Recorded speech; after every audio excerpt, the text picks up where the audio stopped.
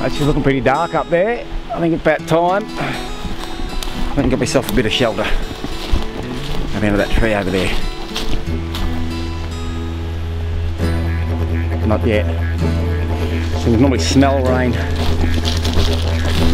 Getting close though.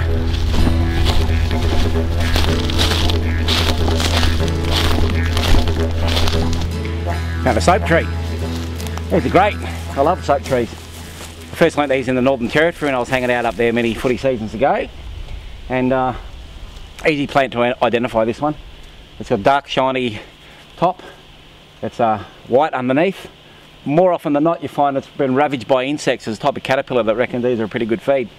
And like the name says, this is a really good soap. It actually contains saponin, so when you wash your hands with it, it foams up really good. And it even foams up some salt water, which is even better.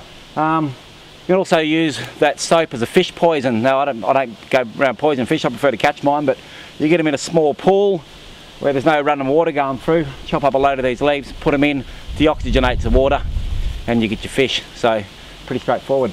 It's good for if you get ringworms or any boils or cuts or anything on your skin, scabies, all that kind of malarkey as well.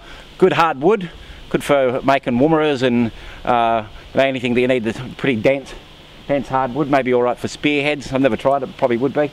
And but mostly just for the soap. So let's bust off some off and I'll show you how she works. I always try to pick little bits off the tree, one little bit here, one little bit there, or even better, pull it off a couple of trees. That way the tree doesn't suffer too much. It's a good idea to look after your bush, because otherwise next time you come through, might not be there. In fact, there's a really good saying that I like, and it says, the first plant you find, you leave. That's for the tree to reproduce, set seed, grow more trees. Second one you leave, that's for the birds and the animals, insects and stuff to eat, because they rely on it way more than we do. You leave the third one in case poor bugger coming behind you needs it more than you do. You take the fourth one, but you say thanks. And I reckon that's a pretty good idea, because that way you do that and you're never going to run out. So, good one. Let's wash our hands, eh? Mind the filthy. Alright, so soap tree.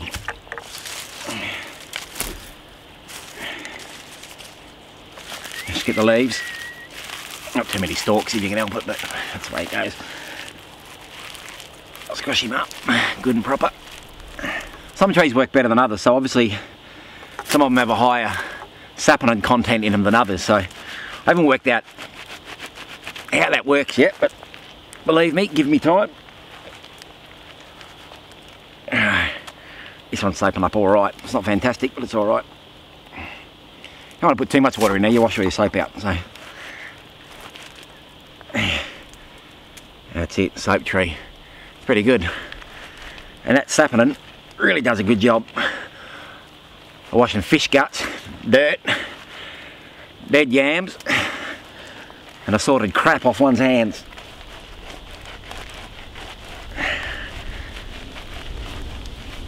There we go.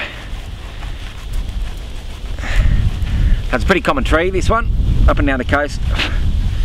Normally on the edges of a rainforest you find it. It's starting to become a fairly common street tree. You do see it occasionally in people's yards. And that's it.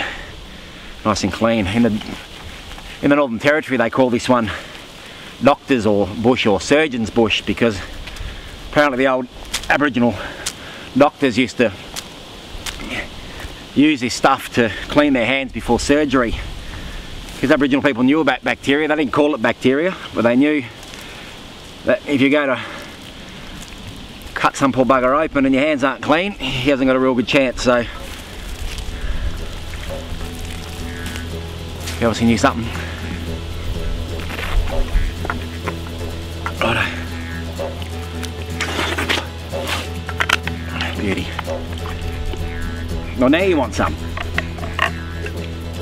I'll eat the soap tree here. I'll bugger you then.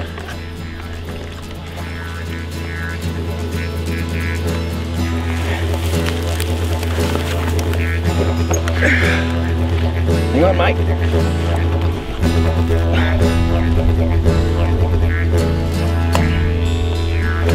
onward.